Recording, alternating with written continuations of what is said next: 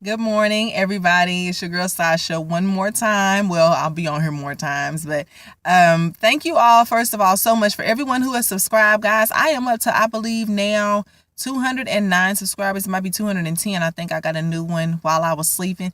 Y'all, I'm trying to get up to 1,000 subs. So please be sure to share the videos. If you're on any groups in Facebook, share the videos, because a lot of the stuff I say is relevant to CNAs.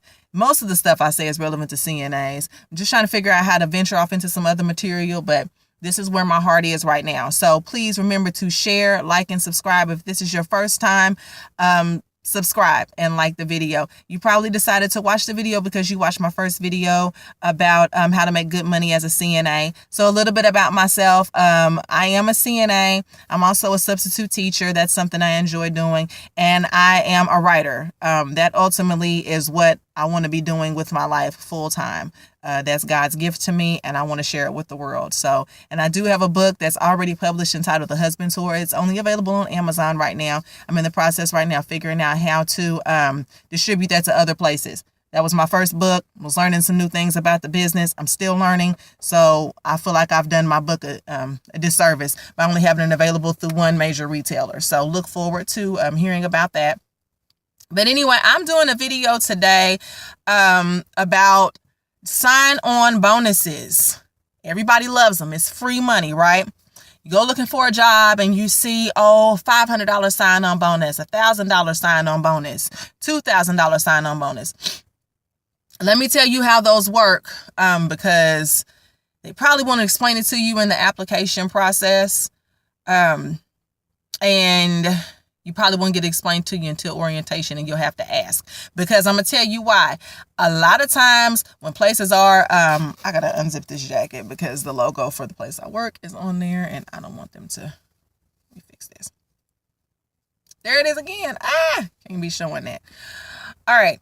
So, 90% of the time, if they're offering a sign-on bonus, they're having to offer the sign-on bonus because they cannot keep staff and they are not happy that they have to fork that money out to you. So we're going to talk about sign-on bonuses today, and the good things and the bad things about sign-on bonuses. So I'm going to share my experience of a place where I worked with a sign-on bonus. I worked at a facility that was offering a $3,500 sign-on bonus. And usually when you see sign-on bonuses, they only offering it to full-time. Again, because they can't keep staff. So they figure if they offer that money to someone full-time, that they will help them with their staffing issues. This place was so hard up that they were offering it to full, part-time, and PRN. So me as a single parent, I'm like, oh, shoot, $3,500? All I got to do is show up. I can do PRN. I can do, and I got in there and I saw exactly why they're offering a $3,500 sign-on bonus, and I saw exactly why they couldn't keep people. So let's start with my first day of orientation, which is where we done our paperwork. They had a rule, and don't get me wrong, I have heard this, and I've heard this other places, that lifts of any kind cannot be used without someone in the room. Okay? And it makes sense. You putting these people's bodies up, you're standing them up, they fall, that's more work for the nurse. I get it. But I have used in my defense before. I was working for an agency, and the agency, I forgot what the agency wrote me up for. It was something real. Now I'm going to tell you what the agency wrote me up for. And it was something real stupid, and it was not my fault. And I don't have a problem admitting when something's my fault. The young woman that gave me report the night before was in such a hurry to get out of the building that she gave me a half-backed report. She didn't tell me that one of the residents that was a really heavy wetter, she didn't even tell me that I had to do anything for this lady. So this isn't my facility, and that doesn't even have to be a defense. It's common sense. I got a report from somebody who works here, and this is what they told me. She didn't tell me that lady needed anything. So the next morning, 2 aides showed up. I guess one of the aides didn't have a car, so another one of the aides drove her there. And the nurse that morning was like, I can't remember what her name is. Let's say her name was Shamika. Shamika, you're working today, right? And she was like, no, I'm off. And she said, no, pulled up the schedule. She said, you're supposed to be here today. So naturally, that girl got my haul. Well, they were already 15 minutes showing up, and you all know how I am about time. If I haven't mentioned it, I feel like this. If you want the respect of getting a report from somebody to go on with your shift so you can have a smooth shift, you need to start by being there on time. If you show up 15 minutes after 7 o'clock and you still want a report, no, you're not going to get no report from me, because I got here on time so somebody can give me a report so I could work, and you don't want to take it serious enough, but I got to kiss your butt and sit around and wait on you to get yourself together. I don't do that. So as soon as I seen both of them walk in, I left. I got my time card signed for agency. I left. I went to pick my check up the next week, and I know I'm getting off subject, but I'm going somewhere with it, I promise. I go to pick my check up, and I don't know why this place done this. Whenever you were in trouble, they'd say, oh, go back there and talk to them first and you can get your check. I don't understand why I got to go talk to anybody and wait to get my check. I've already worked for my money regardless. So I'll take my check and then I'll go talk to who I need to talk to, right? So come to find out, the girl had got mad because she had to work and went and reported that I left this resident in a urine-filled bed. And I said, well, did they tell you what resident it was? And she said, she actually gave me like a room number. And I still had my report sheet. I always kept my report sheets. I still had my report sheet in my purse. I pulled it out. I said, if that's that resident right there, if that's the right room. I was told by the aide that relieved me that I didn't have anything to do for her. And they said, well, you're still supposed to check them anyway. But I used in my defense. Now, here's where it's going to start to make sense about the lifts. I said, you are sitting here with my proof in front of you that I wasn't supposed to do anything for that resident, and you're making me sign a write-up from this facility when they had me using Hoyer lifts by myself because the nurse didn't want to come help me. And I'm supposed to sign a write-up like I'm the one wasn't in there doing my job. They didn't say anything about that facility allowing me to use a Hoyer lift by myself, and that was my agency. So I understand that it's a state law that you can't use Hoyer lifts without someone there, but it depends on the facility, because a lot of the times you're going to go to places and those nurses, and unfortunately I've said this before, there are a lot of nurses that are just nurses for the paycheck. They're not coming up off that cart or behind that station to watch you use a lift. And then you got to hear from the aides in the daytime upset because you ain't got people up. So I'm used to moving and shaking. Well, this in particular place said that if you get caught using a lift without someone there, you're fired. Okay, I learned that part. That lets me know that I'm going to be wanting to move faster than what I can, but I'm going to have to wait on people. That can be a problem. Okay, so I found that out. Then they had this thing where if you're going to call in, you have to call in 12 hours prior. If I got to be there at 6 o'clock at night, I might not start feeling sick. I might wake up from a dead sleep sick. So I got to call. I'm sorry. It seems like to me, if you want me to call in 12 hours, you want people to be calling you lying about being sick. Because a lot of the times if somebody's off from work, they might wake up at 8 o'clock, 9 o'clock in the morning and be sick. So they have to get double points because they didn't call you within 12 hours. Come on now. And then they only offer 12-hour shifts. That's always a red flag to me. So those are some things I found in on orientation. The first day, just filling out the paperwork. And I was like, oh, okay. I'm going to go get her. So I kept going. Got on my first day of floor orientation. And the aide that was training me, she was the only aide. We had a whole hall of 35 patients by ourselves. That's when I said, oh, okay. So what if I was to come in here by myself? My horn won't blow.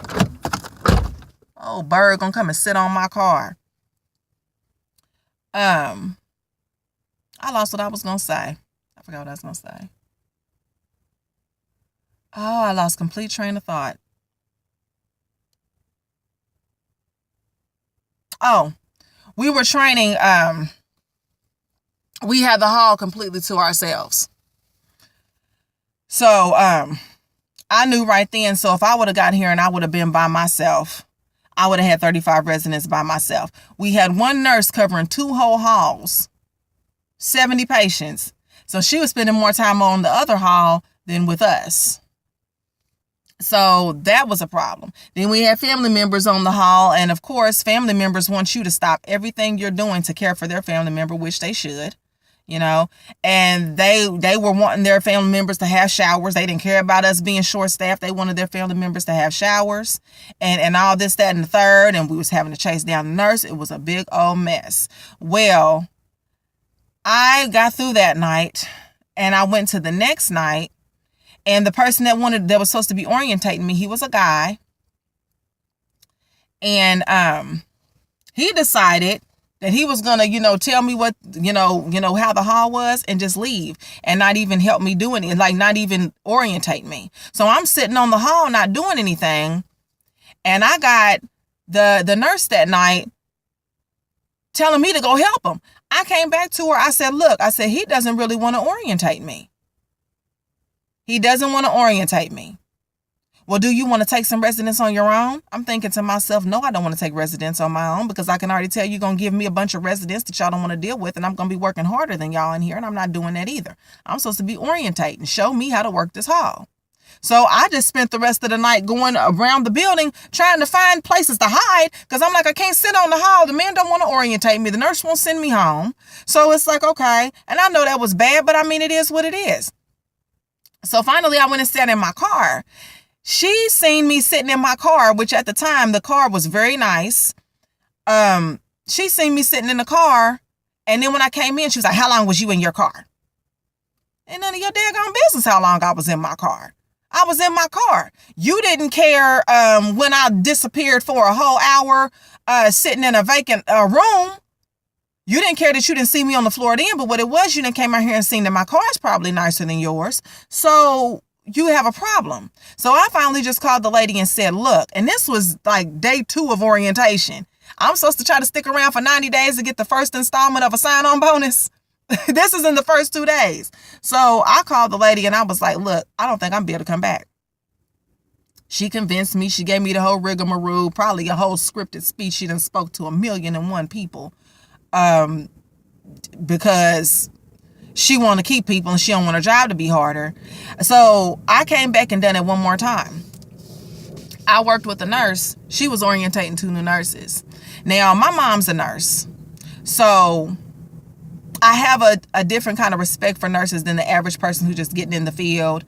I have a respect for them because I know what they do. I know the stories that my mom told me. So I told the lady I went and was dealing with a man that was actively dying.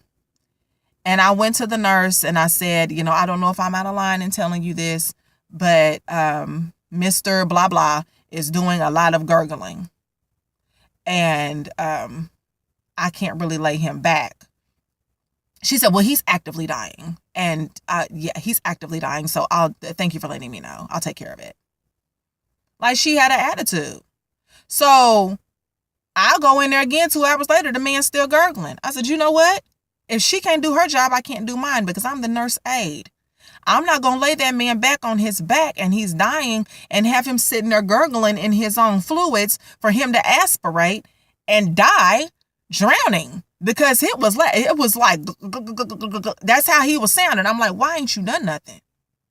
So I left him sitting inclined, not even inclined. I left him sitting straight up. And that's all I could do because it's like, no, I'm not going to make this patient feel uncomfortable. Yeah, I want to check and make sure he's dry, but you talking about he's actively dying. So does that mean that you don't have to provide any care? So then I shouldn't have to provide any care. As bad as that may sound, so I need you to go in there and suction him. And my mom has told me that aides have come to her and told her that people need to be suctioned. I would never go to my nurse and tell my nurse what she needs to do. All I did was make a suggestion. And you want to blow me off like you got an attitude like I'm wrong for even talking to you? I'm done. I said I was done. I didn't even call them people back the next night. So there goes my $3,500. But that's the truth about sign-on bonuses. If the bigger the sign-on bonus, the more crap you're going to have to put up with. I can guarantee you every single time. The more mess you're going to have to put up with, the bigger the sign-on bonus. If you got thick enough skin, then go for it. But I would say if you see a sign-on bonus, run. Run. Because most of the time, Ain't nobody giving you nothing for free. You are going to work for that money. Trust me. It'll seem like it's free when they put it in your face, but when you see the kind of conditions you're going to have to work in and the kind of people you work with, you're working for that. Ultimately, you are. So if you have any questions about sign-on bonuses, keep that in your mind. Okay? You're gonna work for that money. You're gonna go through hell and high water. So venture at your own risk on them sign-on bonuses, but that was my first time working a job with a sign-on bonus, and I've ran ever since. So anyway, that's just a little helpful CNA video today. I hope I didn't ramble too long. It's about a 15-minute video, okay? But anyway, if you like what you heard, if you feel like it was helpful, please hit the thumbs up button, share, and if this is your first time watching, please subscribe. I'll leave the link to my book in the bio. And until next time, be blessed, be humble, be great. See you later.